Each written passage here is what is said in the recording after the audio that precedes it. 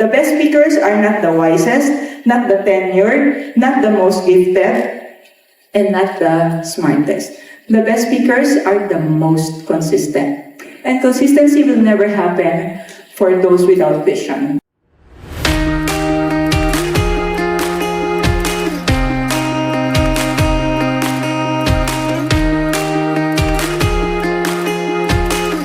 Take your speaking to a certain avenue or route that makes you the light. First is you need to have clarity. It's not easy to inspire another person when you're not inspired with yourself. When you don't have that clarity, you will always have the tendency to enter like confused, looking confused. So to have that inspiring self, it always needs to come from clarity. Clarity, truth about who you are, it always comes with that confidence. Once you have clarity on your identity, you need to plan out first on how you want to be remembered every moment. It needs to be an intentional choice every day because clarity and confidence without intentionality and discipline, sira na naman ang ating journey.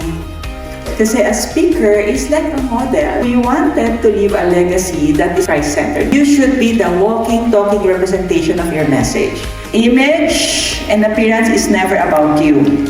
It's always about making the people around you feel comfortable. You are communicating credibility. A great speaker is just be a kid. Always excited to just share the story, not to prove anything. You're just simply passionate. Understand that false confidence will never give you fulfillment and power in your speaking. Always have the mindset, I'm helping rather than performing. What I love about Miss Tony's training is how she speaks and how she trained us. And also, I love the part of the preparation when you are going to speak publicly because I believe that success is in preparation, not just in that event. Napaka-genuine niya.